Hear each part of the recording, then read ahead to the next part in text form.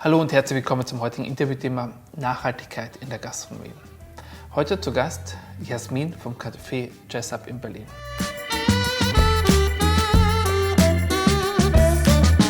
Herzlich willkommen, Jasmin. Schön, dass du da bist. Vielen, vielen Dank. Jasmin, magst du dich mal kurz vorstellen, was machst du? Super gerne. Hi erstmal, ich bin Jasmin. Ich bin Gründerin vom Café Jessup in Berlin-Charlottenburg. Wir sind ein kleines, aber feines Café und uns liegt das Wohl des Gastes sehr am Herzen. Ich denke, das ist ein großer Punkt, der uns unterscheidet zu vielen anderen Menschen. Unter anderem liegt uns auch das Thema Nachhaltigkeit am Herzen und ja, das ist, denke ich, einer der Gründe, warum ich heute hier sein darf. Genau richtig. Jasmin, wie würdest du Nachhaltigkeit in der Gastronomie beschreiben? Nachhaltigkeit in der Gastronomie würde ich erstmal mit beschreiben. Schwieriges Thema, aber auch gerade jetzt aktuell in den letzten Jahren immer populärer geworden und viel mehr Leute haben darauf geachtet und ja, das finde ich persönlich schön zu sehen. Wenn du die Gastronomie im Großen und Ganzen siehst, im Allgemeinen, findest du, ist die Gastronomie nachhaltig? Würdest du sie als nachhaltig beschreiben? Definitiv nicht. Also ich würde die Gastronomie definitiv als nicht nachhaltig beschreiben. Das hat aber ganz, ganz viele Faktoren von Lieferanten bis hin zur Verpackung, Herstellung der Verpackung etc. pp. Da gibt es noch so viele Punkte, wo man ansetzen kann, um dieses Gesamtkonstrukt nachhaltiger zu gestalten. Es liegt auch sozusagen nicht immer nur an dir oder am Gastronomen, ne? Die Voraussetzung. Genau, die Voraussetzung einfach zum Beispiel, wenn ich Obst oder Gemüse kaufe, dass es schon in Plastik bei mir angeliefert wird. Darauf würde ich gerne verzichten, gerade bei Großunternehmen würde ich darauf pochen oder langsam einfach anhand von der Zeit, in der wir leben, darauf hoffen, dass sie sehen, okay, vielleicht sollte ich jetzt meine 1 Kilo Bananen abgepackt nicht mehr in Plastik liefern, sondern einfach dieses Plastik weglassen. Ja, und deswegen kann man natürlich woanders bestellen, aber dann ist es auch alles immer wieder eine Frage der Kalkulation des Preises etc., was sich dann wiederum beim Endkunden äußert und ein nicht so einfaches Konstrukt. Wie würdest du deinen Betrieb nachhaltig gestalten oder wie versuchst du ihn nachhaltig zu gestalten? Wir legen sehr viel Wert auf Nachhaltigkeit. Ich versuche mit kleinsten Schritten immer mehr in Richtung Nachhaltigkeit zu gehen. Wir arbeiten mit verschiedenen Kooperationspartnern zusammen, um ja, Nachhaltigkeit, Food Waste zu verhindern oder beziehungsweise nicht Nachhaltigkeit zu verhindern, sondern Food Waste zu verhindern und nachhaltiger zu agieren.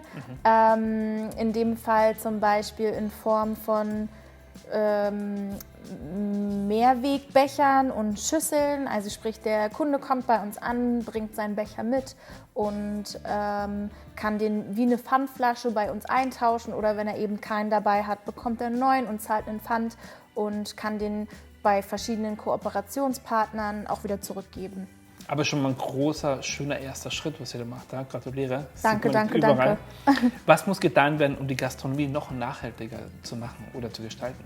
In allererster Linie muss sich in Richtung Verpackung und auch in Richtung Preisgestaltung was ändern.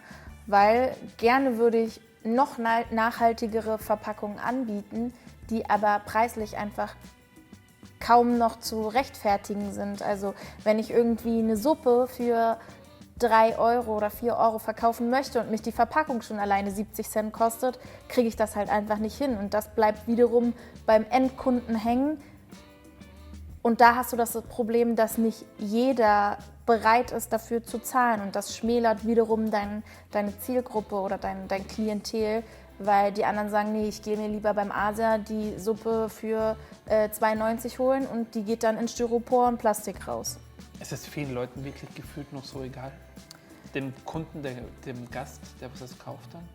Ich denke, dass viele Leute ein deutlich größeres Bewusstsein dafür entwickelt haben, da es eben auch immer wieder in den Medien und immer wieder in Social Media, sozialen Medien aufmerksam darauf gemacht wird und versucht wird, darauf hinzuweisen, hey, versuch doch mal nachhaltiger zu agieren und mit kleinen Dingen anzusetzen, zum Beispiel ganz einfache Sache, deinen Müll zu trennen.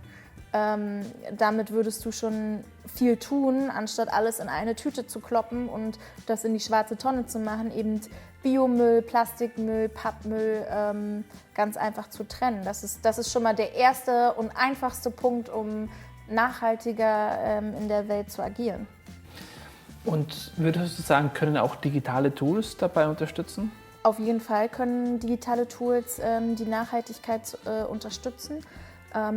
Wie schon erwähnt, gibt es Partner wie zum Beispiel Too Good To Go. Das ist eine App, wo du dir übrig gebliebenes Essen digital kaufen kannst. Da gibt es mittlerweile echt viele Partner online. Du kaufst eine Überraschungstüte und bekommst für Betrag X in der Gastronomie, in dem Supermarkt etc. Waren, die nicht mehr in Ordnung sind, vielleicht belegte Brötchen, die nicht verkauft wurden, Obst, was vielleicht nicht ganz in Ordnung ist und was nicht verkauft werden kann, übrig gebliebene Säfte oder zum Beispiel in irgendwelchen Läden, wo es Buffets gibt, dass du die Reste vom Buffet bekommst, was eigentlich noch total in Ordnung ist und was man noch verzehren kann, aber sonst einfach in die Tonne geht. Das hat gerade für Gastronomie und Supermärkte den Vorteil, dass noch ein bisschen Geld reinkommt und der Wareneinsatz gedeckt ist, zumindest teilweise, aber eben kein 100%iger Verlust. Zum anderen hat es den Vorteil, dass man die Nahrung nicht einfach wegschmeißt und sich jemand noch drüber freut. Und der dritte Vorteil, den man auch nicht vernachlässigen darf, ist natürlich der Müll.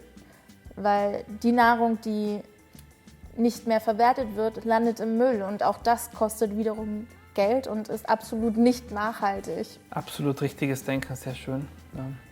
Auch wenn es leider noch oftmals noch zu wenig gemacht wird. Ja. Jasmin, was sollten Gastronomen beachten, wenn sie anfangen wollen, ihren Betrieb nachhaltiger zu gestalten? Ich denke, da gibt es ganz viele verschiedene Punkte, wo man ansetzen kann. Wie schon gesagt, was ja eigentlich verpflichtend für die Gastronomie ist die Mülltrennung, finde ich ganz, ganz wichtig. Auch Thema Verpackungen. Ab 2023 dürfen wir ja sowieso keine Einwegverpackungen mehr nutzen, aber vielmehr auf das Thema jetzt schon, auf das Thema Mehrweg zu setzen und seine Gäste vor allem daran zu gewöhnen. Also ich glaube, es ist gar nicht unbedingt der Gastronom, der sich daran gewöhnen muss, sondern eher die Gäste, die erzogen werden müssen, ihren Becher mitzubringen oder eben die Becher meinetwegen zu Hause zu sammeln und einmal die Woche mitzubringen und abzugeben und einzutauschen.